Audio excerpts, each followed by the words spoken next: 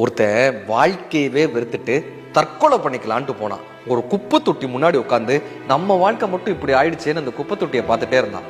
ஒருத்தர் இருந்தார், குப்பை தொட்டியிலிருந்து அட்டை புட்டிகளை பிறக்கிட்டு போனார். ரெண்டாவது ஒருத்தர் வந்தார், குப்பை தொட்டியிலிருந்து பாட்டில்கள் எல்லாம் சேகரிச்சுட்டு போனார். மூணாவதா ஒருத்தர் வந்தார், குப்பை தொட்டியிலிருந்து பிளாஸ்டிக் பொருட்கள்லாம், உடைந்த பிளாஸ்டிக் பொருட்களை சேகரிச்சுட்டு போனார். ஒரு நாய் அந்த பக்கமா வந்தது, அங்க இருக்கக்கூடிய எச்சில் இலையிலிருந்து உணவை சாப்பிட்டுட்டு இருந்தது. கொஞ்ச நேரம் கழிச்சு ஒரு பசுமாடு வந்தது, அங்க இருக்கக்கூடிய இலைகளை எல்லாம் சாப்பிட்டுக்கிட்டே இருந்தது. இப்ப இவன் யோசிச்சான், ஒரு குப்பை தொட்டியாலேயே இத்தனை பேரை வாழ வைக்க முடிகிறது என்றால் நாம் ஏன் வாழ முடியாதுன்னு அந்த தற்கொலை எண்ணத்தை அந்த குப்பை தொட்டியிலேயே தூக்கி எறிந்துவிட்டு தன் வாழ்க்கையை நோக்கி நடக்க தொடங்கினார். ஒரு யானைக்கு ஒரு கரும்பு தோட்டமே தேவைப்படுகிறது, ஒரு எறும்புக்கு கரும்பு சக்கை போதுமானதாக இருக்கிறது. கரும்பு சக்கை கிடைக்கும் போது எறும்பாக இருப்போம், கரும்பு தோட்டம் கிடைக்கும் போது யானையாக மாறிக்கொள்வோம். வாழ்க்கை இனிமைதான்.